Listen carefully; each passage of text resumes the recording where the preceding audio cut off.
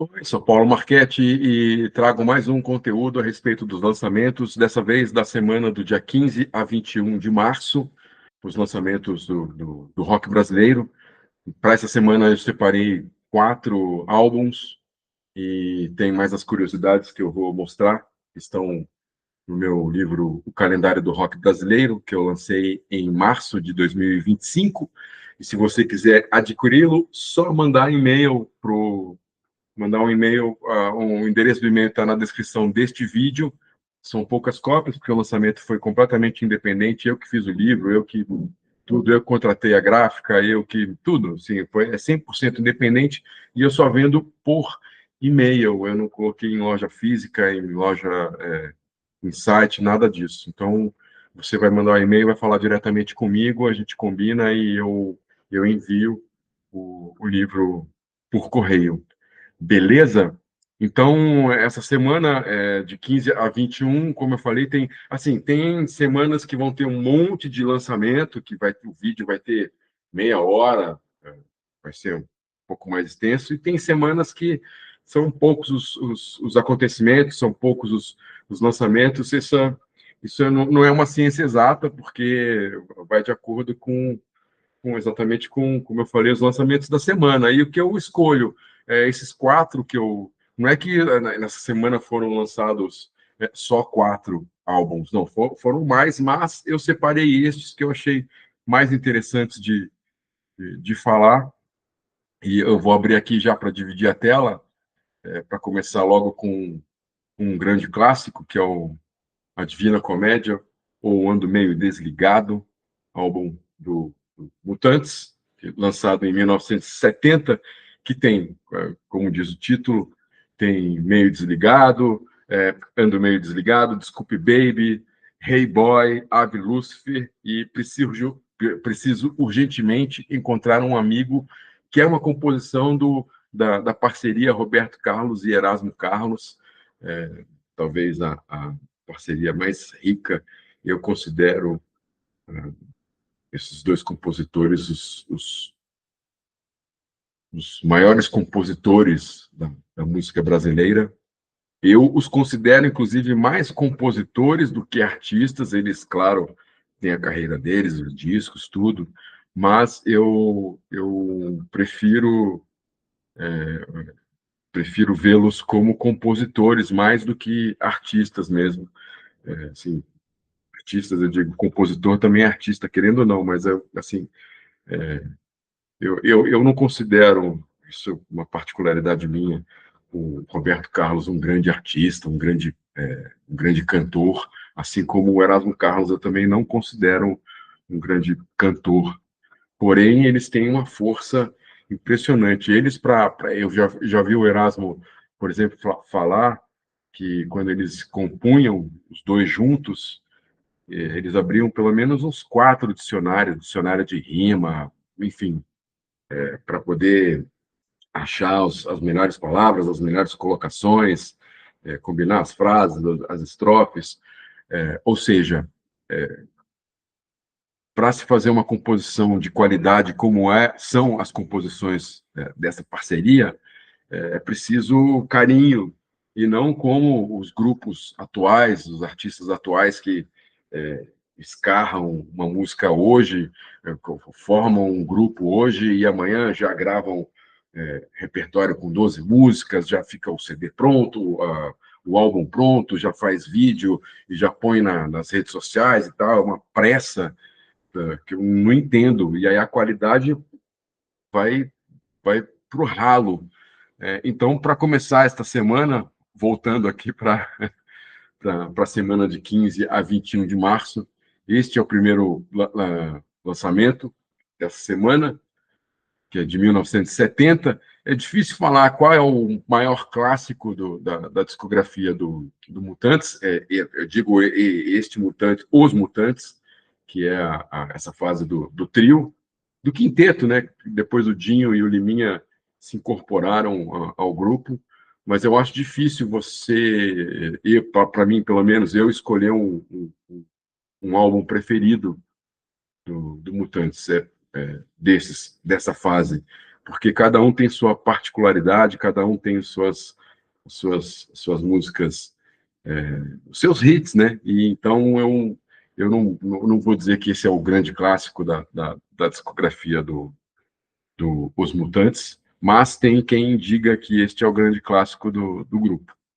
Eu, eu, eu digo que até o Mutantes e seus cometas no país dos Bauretes é o de 72, que eu falei esses dias, dessas primeiras semanas de março.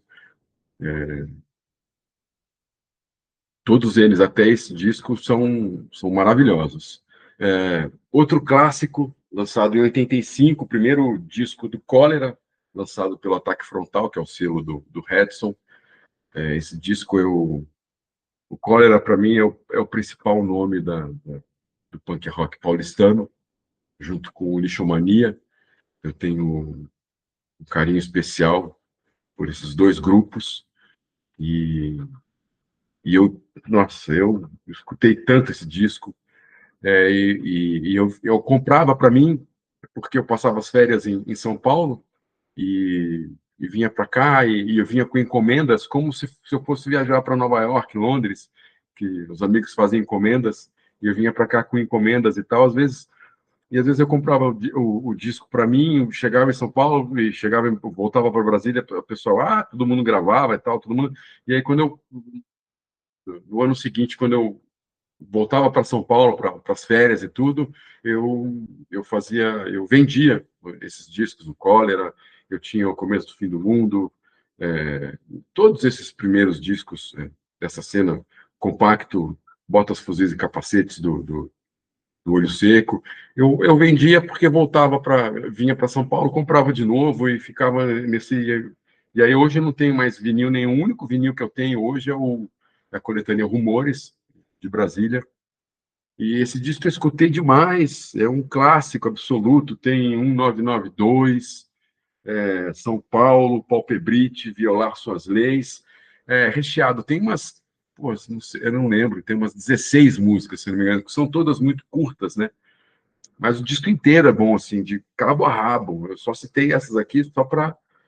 E o Redson é um cara que, pô, ele era muito proativo, tanto que foi ele que, junto com o Clemente e os primeiros punks dessa cena paulistana, eles que arregaçaram as mangas para lançar o Grito Suburbano, para fazer os shows, o festival, o próprio Grito Suburbano, que começou como um evento, né, shows semanais em uma casa noturna, e depois se tornou a coletânea. Teve o Começo do Fim do Mundo, o primeiro festival de punk rock do Brasil, que, nossa, fez história, 27, 28 de novembro de 82, que eu tinha 12 anos na época, eu queria vir para assistir, só que eu fiquei de recuperação na escola, então eu tive que ficar até dia 20 de dezembro em Brasília para estudar, fazer as provas, essas coisas todas, eu não consegui, mas eu tinha muitos amigos meus foram no Começo do Fim do Mundo, e, bom, o Cólera está no meu coração, esse é um grande clássico, e esses discos todos que eu mostro, eles fazem parte, eles estão todos eles nas plataformas de música digital, nos streamings.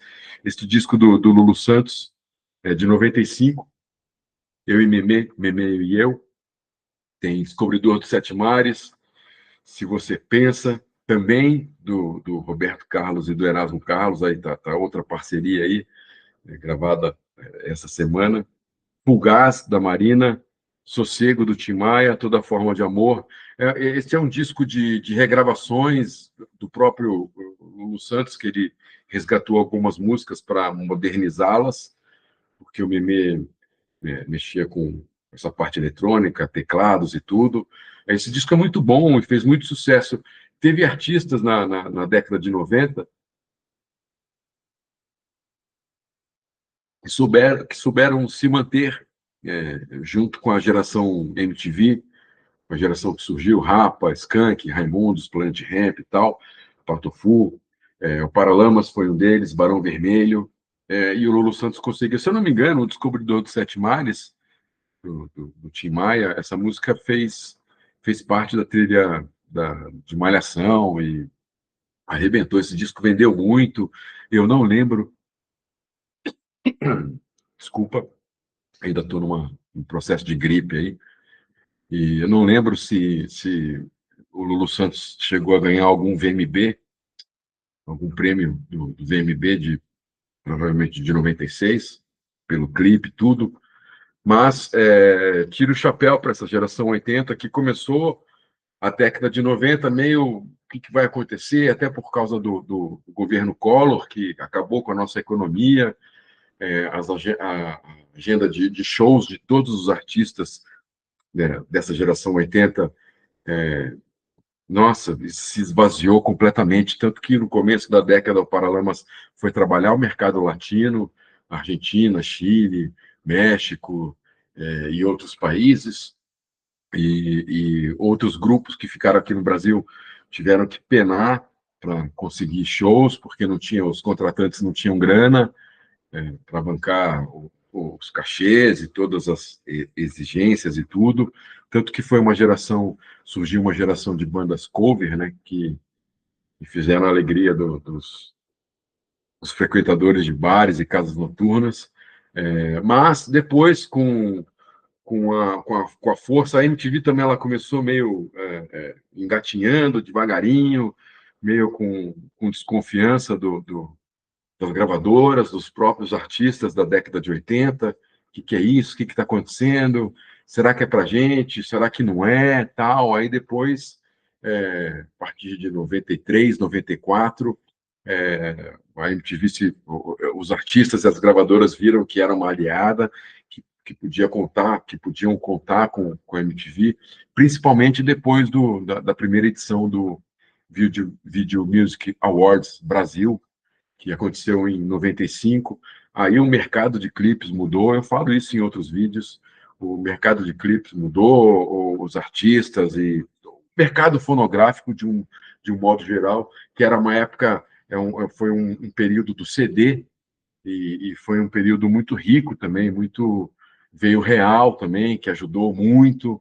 O real, quando foi implementado na economia brasileira, ele era 1 para 1 no dólar, então assim, isso ajudou as gravadoras também a voltarem a contratar artistas novos, fazer um novo casting, apostaram em seu. A Sony fez o Caos, a Warner se associou com o Banguela, aí teve o selo Plug da RCA, então teve um crescimento, aí, um movimento bastante intenso no mercado fonográfico, principalmente de 94 a 98, até chegar ao Napster e mudar tudo de novo. Foi um período muito rico para os artistas musicais, junto com a MTV e tudo, e tiveram artistas, para voltar aqui de volta ao conteúdo do vídeo, e tiveram artistas da década de 80 que souberam trabalhar muito bem isso, e você vê os clipes do Paralamas, os discos desses artistas todos, eles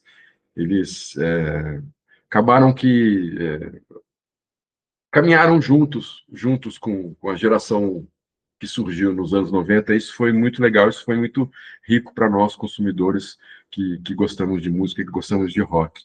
Para terminar essa lista, tem este segundo disco solo do Paulo Miklos, Vou Ser Feliz e Já Volto. Tem um clipe de hoje, que foi, se não me engano, a primeira música de trabalho deste disco. Tem Vai Acontecer de Novo e O Que Você Me Diz. O primeiro disco solo do Paulo Miklos, ele foi lançado em 94, se eu não me engano, naquelas férias que o Titãs tirou, que o Nando Reis fez o disco solo dele, o Branco Melo e o Sérgio Brito fizeram o Kleiderman, que é um ótimo disco também do Kleiderman. O Charles Gavan foi produzir os discos do Banguela, porque ele também estava querendo investir nessa parte de produção. O Charles, a primeira produção que o Charles assinou foi em 87, o disco Vítimas do Milagre, do Detrito Federal, lançado, se não me engano, pela Polygram. E foi um disco bem bacana. Ele, assim como outros discos dos anos 80, é um pouco assim, ele é mal gravado, não não por causa da produção, mas os equipamentos da época, tudo, ele foi mixado, a mixagem não é boa, a masterização não é boa, tudo. Eu já vi até o Charles falar sobre isso, mas é um disco bastante divertido e foi a primeira experiência do Charles como produtor, e aí no Banguela ele pôde se aprofundar mais, né, neste, neste ramo da música, produziu Mundo Livre S.A., se eu não me engano, e outros grupos e tal. Então, neste período de férias, o Paulo Micos lançou o primeiro, e esse aqui é o segundo.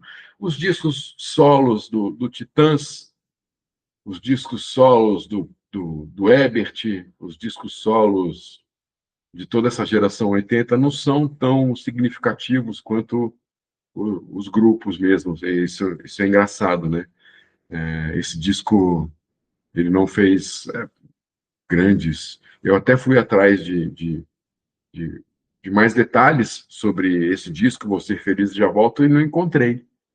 Nem no YouTube, nem em sites especializados, nada, não encontrei nada, nenhuma curiosidade, não consegui encontrar nem quem gravou a banda que acompanhou o Paulo Miklos e tal. Eu acho triste isso, porque isso é ruim para a gente que gosta. A gente, como eu sempre reclamo, das capas, que é difícil achar boas capas, não é o caso do Paulo Miklos aqui, nem do Lulu Santos, no qual era mais, olha aqui, a melhor imagem que eu achei da Divina Comédia, ou ando meio desligado, foi esta, que é uma foto de um vinil. Então a gente peca exatamente pela falta de informação, a falta de carinho com todos os produtos relacionados ao rock brasileiro.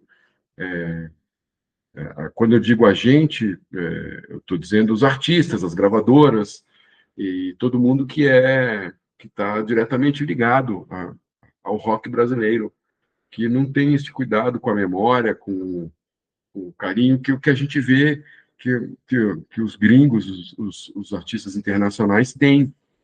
A gente pega detalhes,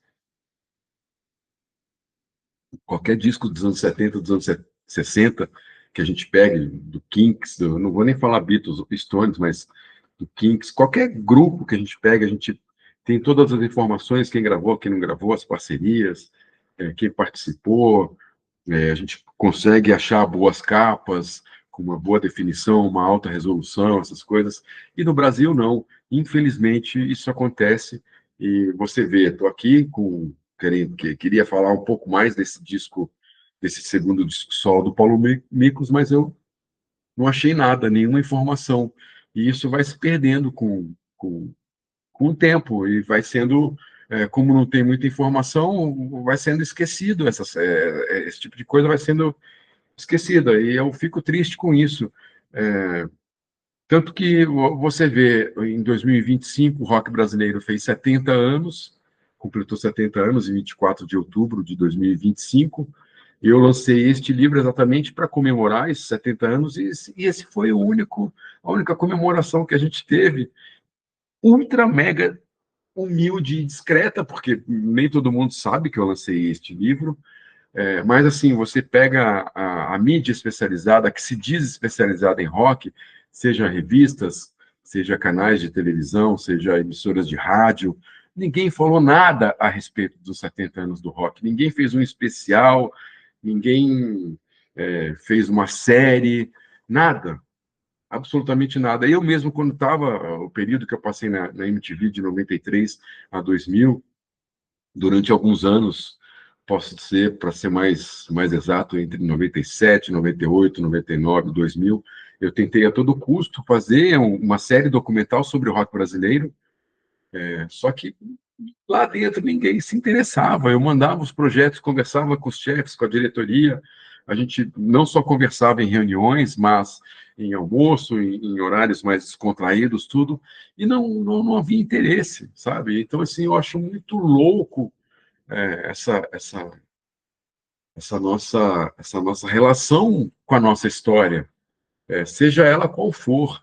Aqui, no caso, eu estou falando do rock, mas de uma forma geral, a relação do brasileiro com a história do Brasil, de um modo geral, é tristíssima. é péssima, e isso causa danos seríssimos para o país e para o que a gente vive no presente.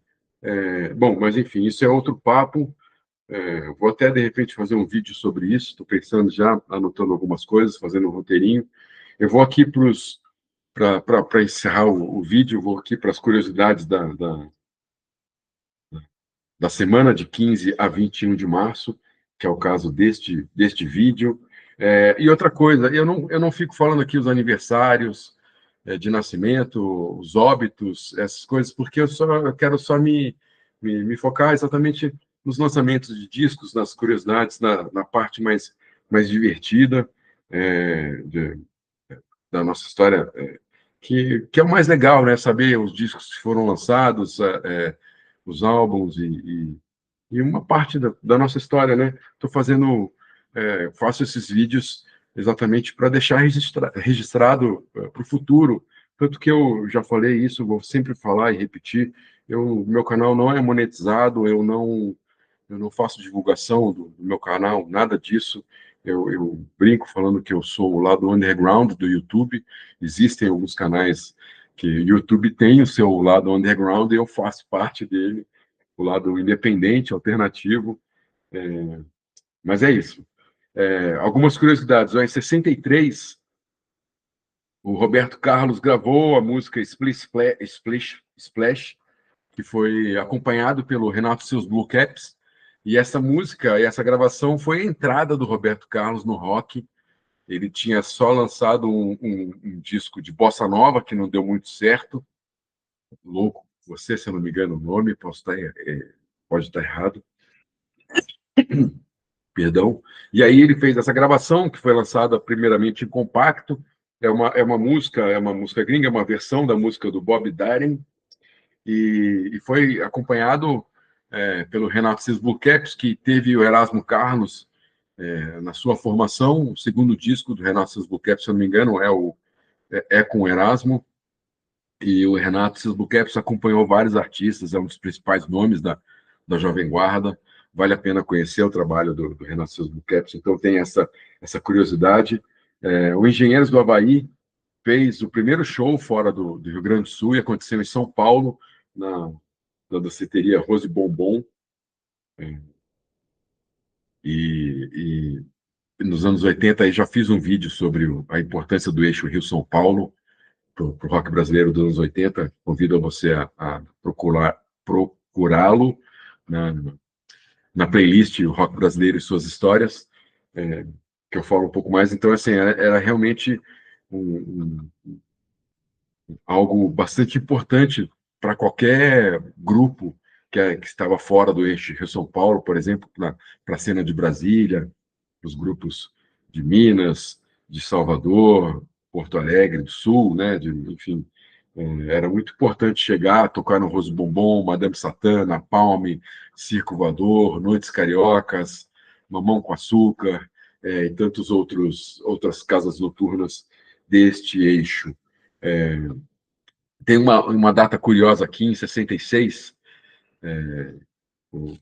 eu falei do Engenheiros do Havaí, esse show aconteceu em 86, mesmo ano que o Engenheiros lançou Longe Demais das Capitais. Em 66, foi anunciada a substituição do guitarrista gato, o José Provetti, um dos nossos primeiros Guitar Heroes, por Emílio, no The Jet Blacks. O gato ele tocou no Jet Blacks de 62 a 66, e aí ele pediu para sair porque ele alegou estafa com a série de compromissos profissionais do conjunto. Porque além dos shows, e isso eu já também contei, além dos shows, esses grupos participavam de programas de rádio, de televisão, e além de acompanhar outros artistas. Então, assim, tinham muitos grupos, que nem o Renato Seus Blue Caps, que além de ter a carreira autoral, gravar os discos, os próprios discos, gravavam com outros artistas, acompanhavam em shows e turnês outros artistas e também participavam como banda base de programas de rádio, de programas de televisão. Então tinham compromissos da semana e tinham as viagens que eram eram muito cansativas, o eixo Rio-São Paulo, viagem de avião não era fácil nessa época, na década de 60, viajar de carro para o interior para fazer esses shows, então era cansativo. Então tem essa data curiosa que o Gato, que foi um guitarrista pioneiro ao lado do Betinho, que tinha o Betinho e seu conjunto nos anos 50, eles dois foram os dois principais nomes da guitarra brasileira em seus primórdios, né? Então tem essa data curiosa do Betinho. Aqui também para finalizar, é essa data do Betinho mesmo, que essa substituição que aconteceu. E a movimentação, só para finalizar, a movimentação nos anos 60 era muito grande. A gente não tem ideia hoje do que foi a Jovem Guarda, mas ele foi um movimento muito intenso, exatamente por causa de tudo isso que eu falei, de tantos shows, de os programas, porque pipocou muito programa, e assim, não tinha, por isso o Erasmo Carlos, o Roberto Carlos Vanderleia, a Sônia Delfino, a Celi Campelo, o Sérgio Murilo, eu não lembro se o Rony Cord, tinham muitos artistas da Jovem Guarda e da pré-Jovem Guarda que apresentavam programas também. Pela falta de apresentadores, de especialistas, estava tudo começando ainda. Então, esses artistas, além de ter toda essa carreira deles, eles também se tornaram apresentadores do Rony Von, né, que tinha o Pequeno Mundo do Rony Von, e, enfim, era uma movimentação muito grande dos anos 60. Convido a você também a procurar os vídeos que eu fiz já dos anos 60, dos discos e tudo, que vale a pena conhecer. Então, essa foi a semana de 15 a 21 de março. Semana que vem volto com mais um vídeo. Lembrando que tudo isso é conteúdo que eu tiro do meu livro, O Calendário do Rock Brasileiro, o único calendário musical da literatura brasileira. Isso aqui, além de ser uma fonte riquíssima de conteúdo, é, é, é a biografia do rock brasileiro, só que em formato de data. Mas é a biografia, tá toda a história do rock brasileiro está aqui, ó. Está escrita aqui, nessas 350 páginas, mais até, 360 páginas. Então, obrigado pela companhia. Lembro mais uma vez que todo esse conteúdo que eu tenho feito é exclusivo, você não vai achar vídeos que falam sobre os lançamentos da semana em outro canal, a não ser que a pessoa tenha adquirido o calendário do rock brasileiro e esteja fazendo igual a mim. Mas, fora isso, não tem como você achar um conteúdo igual a esse. Então, espero que você tenha gostado, que você esteja gostando, inclusive, dessa série de vídeos que eu tenho feito. Convido a conhecer as playlists, tem duas, a da MTV e do rock brasileiro, estão aqui na descrição deste vídeo. A gente se vê no próximo vídeo. Obrigado pela companhia, um beijo e um abraço.